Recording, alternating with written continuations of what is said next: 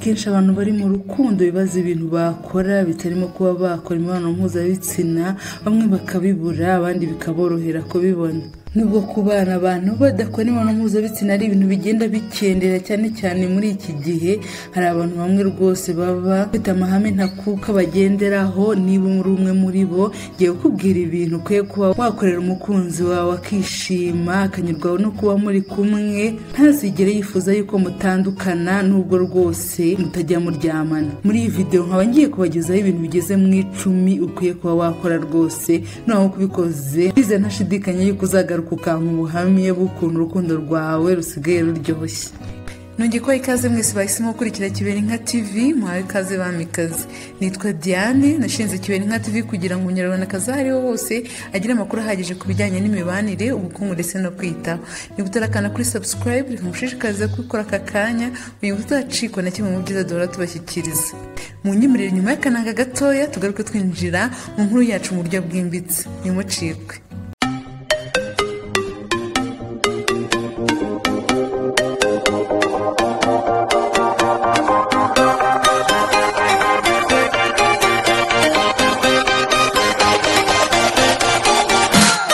Ikintu cya mbere, ganiriza umukunzi wawe bihagije kandi mu ijwi rituje. Ukwiye kuba wafata umwanya uhagije, byaba ari ukuganira amaso ku maso cyangwa haba ni no kuri telefone, ukaganira n'umukunzi wawe igihe muri kumwe, mukaganira murebana mu maso, ukanyuzamo ukamufata no mu biganza, byaba ngombwa ukamuha n'agapeke kwitama bimutunguye. Agapeke ni akabizu ko kwitama, gusa nanone n'akabizu ko ku munwa katari prolonge nako nta kintu kica. Wakamuha rwose umubano wanyu karushaho gushora imizi, bitabaye ngombwa yuko mukora zatiriranga kuko burya ziba zishyira ku mibonano mpuzabitsina. Mu gihe muri kuganira rero, mubwira ukuntu aguteye ishema, umukunda, ubona ari mwiza. Abantu bamwe rwose bajya bumva yuko kubwira umusore niba ari mwiza ari ibintu byasakirirego, azakwiryaho akigira igitangaza, ariko burya nk'uko umukobwa bigushimisha umusore wawe umubwiye yuko umwishimira no ku buryo agaragara inyuma, nawe bimutera ishema. Hari akavideo rwose nabonye umugore abibwira umugabo we, umugabo yarabyinnye muri ako kavideo, ubona yuko rwose ari ibintu bibashimisha nabo. Ntukazuyaze kubwira umukunzi wawe yuko ubona ari mwiza mu maso hawe.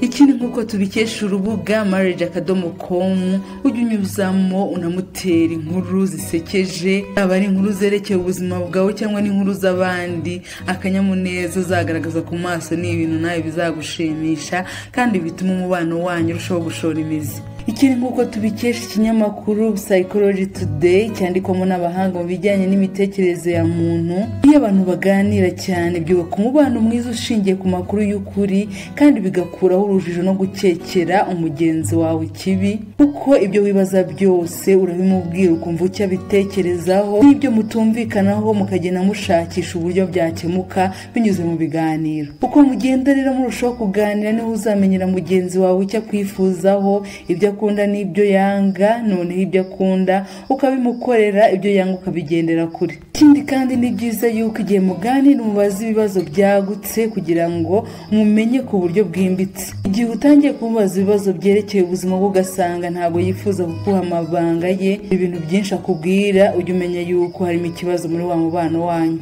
Ikindi kandi igihe muri kuganira ukwiye kumutega amatwi, ntabwo ukwiye kuba uri wa mukobwa uba ari wowe uhora uvuga, udaha umwanya umukunzi wawe kugira ngo nawe agire icyo avuga, haba ari igihe muganira muri kumwe imbona nkubone cyangwa muganira no kuri telefone. Ikindi mu biganiro mugirana, niba hari ibintu yakubwiye yuko bitameze neza, ukwiye kuba uri wa mukobwa witeguye guhindura ingeso yumva yuko bibangamiye urukundo rwanyu, utazanyemo ibintu by'amananiza. Icya kabiri kizatuma umubano wanyu urushaho kubanogera mu gihe muri kugendana, mukwiye kugenda mufatanya ibiganza. Umukunzi wawe atabyibutse rwose, wamufata ikiganza ukagikomeza mukagenda mufatanye, ni ibintu bigaragara neza kandi bituma murushaho kwiyumvanamo mukunga n'ubumwe. Rimwe na rimwe cyane cyane mu makopere y'Abanyafurika usanga abantu bagendana wagira ngo ntibaziranye, cyane cyane abashakanye. gusa ibingibi bikaba byubakwa cyane cyane mu kurambagizanya. Niba utaramenyereje umukunzi wawe yuko mugendana mufatanye rwose, nimuramuka mubanye ntabwo aribwo bizahinduka. Rero niba ushaka yuko urukundo rwanyu ruryoha rukahora rutoshye ndetse bikubaka n'umwe hagati yanyu, ntuzazuyaza kumufata ikiganza igihe murimo kugendana. Usibye kuba ari inyungu hagati yanyu n'ababareba rwose bazabona yuko muri couple inezerewe yishimiranye ku buryo muzatera abantu benshi kumera nkamwe. Ikintu cya gatatu, mutungura umuhimana. Ni umusore mukundana hari ikintu yigeze agukorera cyiza, ari impano yigeze aguha mu buzima, cyangwa niba hari ikindi gikorwa cyiza yigeze agutunguza ukumva rwose nawe ukwiye kuba wamugororera, ntuzigere uzuyaza ko wamutunguza impano runaka, cyane cyane ku minsi ye idasanzwe nk'umunsi w'amavuko, graduation, yarangije amasomo, igihe yazamuwe mu ntera mu kazi, cyangwa n'igihe yagize indi ntambwe atera ikomeye mu buzima nko kuba yabatizwa. Abakobwa bamwe bajya bumva impano z'abasore ziba zigoye, ariko ntago zigoye mu by'ukuri. Niba uri umukobwa wabona amafaranga aringaniye wakamuhaye wenda nk'impano y'isaha, wamugurira n'ishati se, wamugurira n'ingofero se, ibintu byinshi bitandukanye. Igikuru nuko ubikora bivuye ku mutima, nawe uzasanga atitaye ku gaciro k'ikintu wamuhaye, ahubwo yitaye ku mutima wabikoranye. Niba ufite umukunzi mu byumva kimwe, atari umukunzi ukwitezeho inyungu runaka. Icya kane ni umuramutsa, ujye umuhobera, umukomeze cyane, mumara akanya muganira, umubwira amagambo meza kabone niyo mwaba muherukanye. Ibi nabyo biri mu bintu byunga ubumwe hagati y'abakundana, kandi ntabwo ari ngombwa yuko ubikora kugira ngo uzamure irari rijyanye no kuba mwashaka gukora imibonano mpuzabitsina. Ni byiza yuko ibyo ubimubwira bigamije mu kumwereka ukuntu ari umuntu w'ingenzi mu buzima bwawe, uburyo wari umukumbuye, uburyo wishimira yuko muri kumwe, ariko ukirinda kumukorakora mu myanya y'ibanga. Rwose muhobere mu mugongo, bitabaye ngombwa yuko umukorakora ahantu, kuko nawe afite umubiri. Nuramuka umukorakoye ashobora kugira irari, ugasanga atangiye kugusaba ya mibonano mpuzabitsina, kandi wumva wowe utaritegura kuba wamwiyegurira mu gukora ya mibonano mpuzabitsina. Icya gatanu, cyubaka umubano, mukwiye kuba mwatemberana mu rwego rwo kwishimisha. Urugero, mwajya nko muri resitora mugasangira, mukajya nko muri coffee shop mukaba mwasangira agakawa, muri hoteli se, bitewe n'ubushobozi bwanyu. Kandi mushobora kujyana kureba match, kureba filime, gutembera ku mazi, gusura ingagi mu birunga se, kurira imisozi, gutembera mu mashyamba meza arimo akayaga, mukagenda muganira rwose murebana akana ko mu jisho. Ni ibintu bizubaka umubano wanyu mu buryo buhambaye. Ikindi kandi mushobora no kujyana muri gahunda zitandukanye nko gusenga, guhaha, gusura inshuti n'umuryango. Ni ibintu rwose byubaka umubano bikawuha urufatiro rukomeye. Gusa icyitonderwa, niba mutembereye ahantu kure, ushikamye ku kuba udashaka yuko muryamana igihe kitaragera, mbese mutarashyingiranwa, urajya witwaza amafaranga yawe ku ruhande, ku buryo aramutse aguhindutse wakwirwanaho ku giti cyawe, wenda ukishakira nk'aho kurara cyangwa ukanatega ukitahira. Abanyarwanda bamwe bajya bavuga ngo nta kiyoni kumamera, bashatse kuvuga yuko nta musore upfa kwihanganira kuba yaryamana n'umukobwa niba batarabana. Gusa iyo ubaye umukobwa w'umunyembaraga ugakomeza ukihangana, nubwo yabigusaba ugakomeza kumubera ibamba, usanga niba gufiteho gahunda yuko mwabana atigeze kureka. Yego, ndashobora no kugenda akagira intege nke akabisaba abandi, ariko wowe ku ruhande rwawe ukwiye kumenya yuko izamu ryawe waririnze uko bikwiriye. Icya gatandatu, ntiwice gahunda mwahanye nta mpamvu ifatika. Urugero, niba akubwiye ati iyi saha ni tuze guhurira muri cafe runaka, cyangwa tuze guhurira ahantu dutegera imodoka, ubundi dutembere twigire ku mazi, nyabuneka isaha mwahanye ukwiye kuyubahiriza, kubera yuko azabona yuko umubano mufitanye ari umubano w'agaciro, kandi nawe umwubaha nk'umukunzi wawe. Bari n'impamvu ubonye ituma utubahiriza isaha mwahanye, nyabuna ukwiye kuba wamumenyesha hakiri kare kugira ngo abyitegure, aho kugira ngo umutunguze kuba wakerererwa. Ni ibintu bidashimisha umusore mu rukundo, kandi nawe ubwawe abigukoreye ntabwo byakunyura. icya karindwi nk'uko tubikesha urubuga marriage.com, ukwiye kumuba hafi cyane cyane mu bihe bikomeye, umubwira amagambo amuhumuriza cyane igihe afite uburwayi runaka, igihe yapfushije abantu be ba hafi nk'inshuti ze cyangwa umuryango, igihe yirukanwe ku kazi se, igihe yahuye n'igihombo gikomeye muri business. Niba ari umuntu wikorera, wowe muntu wa mbere yagakwiye kuba yegera abwira ibyo bibazo bye. Niba mu biganiro mugira n'utarigeze umwegereza ku buryo yagufungukira akakubwira ikibazo afite, umenye yuko umubano wanyu ufite ikibazo, kubera yuko ukwiye kuba ari wowe muntu wa mbere egera igihe afite umubabaro, ukaba wamufasha gukira bya bikomere.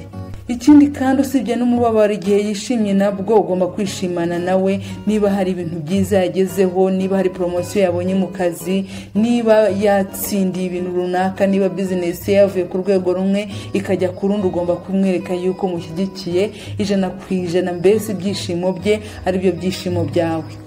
Icya munani, muratira inshuti zawe igihe muri mu ruhame. Ni urugero niba mwajyanye mu bukwe, igihe mwagiye muri resitora, igihe mwagiye kureba umupira se mugahura n'abantu muziranye, ukwiye kuba wamukwereka inshuti zawe cyangwa no mu muryango we kutewe ishema n'umukunzi wawe mu gihe urimo umuvuga, ukwiye kumuvuga nk'umukunzi wawe, ukavuga uti uyu ni sheri wanjye. Hari abantu bamwe rwose bagira isoni, ugasanga atangiye kuvuga ati uyu ni inshuti yanjye bisanzwe, kandi ni ukuri bamaze igihe bakundana. Ibi ni ibintu rwose bishobora kugusenya umubano wawe nturenga umutaro. Igihe abonye yuko utewe ishema nawe mu ruhame, ni ibintu bizamushimisha kandi yumve yuko uri umuntu wamuhisemo kandi utifuza yuko mutandukanya nawe, bimutera ishyaka ryo kuba yagukorera nk'ibyo. Icya 9, mwubahe haba mu mivugire, mu mikorere yawe, kuko nawe niba agukunda ntabwo azahwema kubikwitura. Hari abantu bamwe wumva mu mivugire yabo bafitemo agasuzuguro, ugasanga arashihura umukunzi we, niba hari ikosa afite aramubwira nk'ubwira akana k'uruhinja. Ibi ntabwo biba bikwiriye, kubera yuko ni umuntu mwahuye akuze, ni umuntu ufite ibitekerezo. Ukwiye kuba wamubwira neza nk'uko nawe wifuza kuba wabwirwa. Niyo yaba ari mu makosa, ukwiye kumubwira neza, kuko nibwo buryo butanga umusaruro. Ariko igihe umubwiye nawe mukankamira, abahanga bavuga yuko bituma ashakisha uburyo bwo kwirwana, hari bwo defensive mechanism, aho kugira ngo kiri umwete kugushakira umuti ikibazo mufitanye. Rero rwose ni ibintu ukwiye kwitwararika, akumva yuko umwubashye haba mu mivugire ndetse no mu mikorere yawe. Banga mu mibanire bavuga yuko kubaha umugabo ari nacyo kintu cya mbere burya aba kwitezeho nk'umukunzi we w'umukobwa. Ikindi cya 10 rero nicyo dusorezaho, irinde kumutendeka. Ni kenshi rwose abakobwa usanga kubera ubwoba bwo kuba batinda gushaka babagarira yose, ugasanga afite nk'abahungu 10 abatendeka icyarimwe kugira ngo uzavuga ijambo azaba ari wahitamo. Ariko ibi bintu nubwo bitanga umutekano w'akanya gatoya, hari igihe birangira nabi, bikarangira mu marira, igihe wa mukunzi wawe yagufashe uri kumwe n'abandi. Rwose ukwiye kuba ukundana n'umuntu umwe kandi ukanyurwa nawe, ukabiharira Nyagasani. Ntabwo kuba wafata abantu bose icyarimwe ari byo rwose bizagwa umutekano wo kuba washyingirwa vuba kurusha abandi. Ushaka urugenwa n'Imana, wabishobora rwose kuba wakunda umuntu umwe, yakunanira ukamureka ugahindura ugashaka undi, aho kugira ngo ubatendekere icyarimwe. Ni ibintu bitaguha umutekano, ni ibintu bizatuma niyo wagera mu rugo rwawe ushaka kuba wakwisohokera igihe habayeho ibibazo, ntushake kugira umuhate wo kubikemura, kubera yuko wamenyereye gukemuza ibibazo ibindi.